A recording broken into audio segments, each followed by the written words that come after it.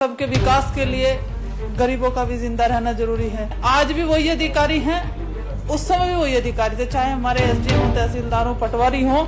सरकारी भूमि पर यदि सरकार आवाज देती है तो निश्चित रूप से ग्राम विकास अधिकारी, तहसीलदार, पटवारी सबने उसका निरीक्षण और परीक्षण किया होगा।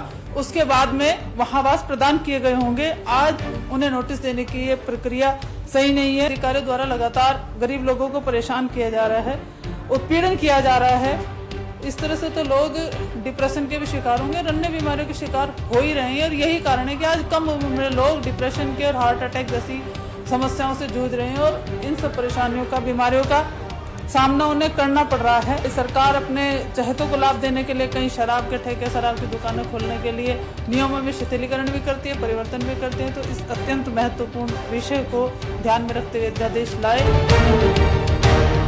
माननीय अध्यक्ष जी, आपने इस महत्वपूर्ण और अति संवेदनशील विषय को 310 की सूचना को नियम 58 के अंतर्गत सुना।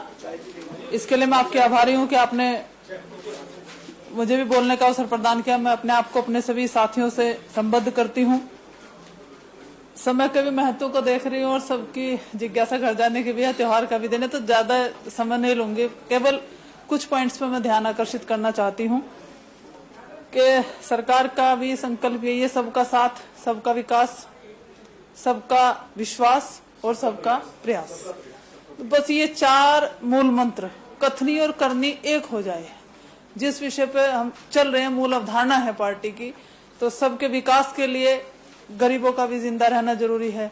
हर व्यक्ति का सपना होता है उसका घर, रोजगार, रोटी, मकान, कपड़ा, ये मूलभूत आवश्यकताएं हैं।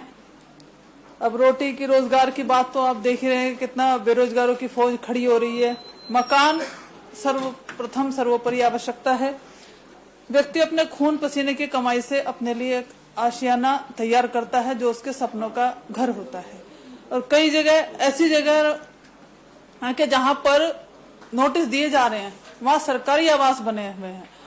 सरकारी आवास इंदिरा आवास योजना के तहत या अन्य प्रधानमंत्री आवास योजना के तहत वो आवास बने हुए हैं। उसके बाद उनको नोटिस दिया जा रहा है कि तुम्हारे मकान तोड़ दिए जाएंगे, आज तालाब की भूमि में तुम्हारे मकान है।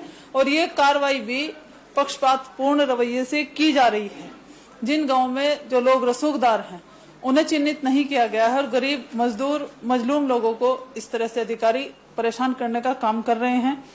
और तोड़ जो रेडी लगा करके, फड़ लगा करके, खोखे लगा करके अपने बच्चों का गुजर बसर कर रहे हैं, अपने जीविका निर्वाह कर रहे हैं, उन्हें भी परेशान किया जाता है। यहाँ तक कि ये लोग नगर निगम, नगर पालिका, नगर पंचायतों को टैक्स भी अदा कर रहे हैं। उनकी रसीद लंबे समय से वो टैक्स कर रहे हैं, या तो उनकी अन्यत्र कहीं उनकी रेडी वगैरह लगाने की, कोई हाट बाजार लगाने की व्यवस्था की जाए जिससे वो अपने बच्चों का गुजर बसर कर सकें।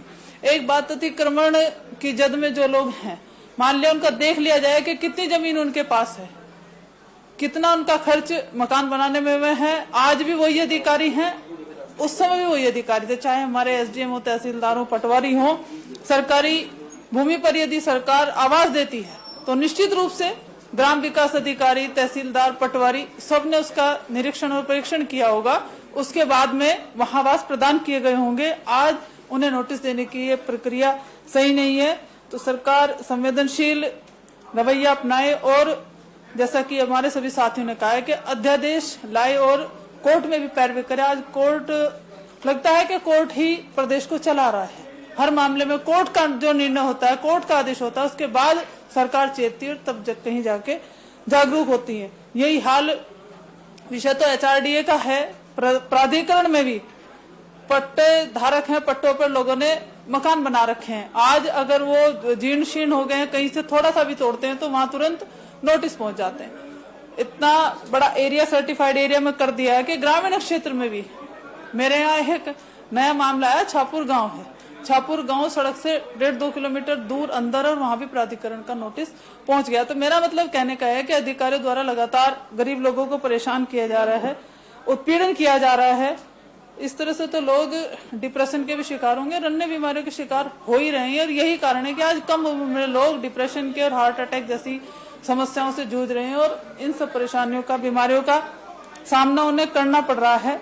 तो मैं ज्यादा समय आपका नहीं लूंगी, तो यही चाहती हूँ कि अपने सभी साथियों के भाई सरकार अपने चहेतों को लाभ देने के लिए कई शराब के ठेके, शराब की दुकानें खोलने के लिए नियमों में शिथिलीकरण भी करती है, परिवर्तन भी करती है। तो इस अत्यंत महत्वपूर्ण विषय को ध्यान में रखते हुए अध्यादेश लाए और इस महत्वपूर्ण अविलंबनीय लोक महत्व के विषय को सभी सदन की कार्रवाई रोककर चर्चा की मांग करती हूँ।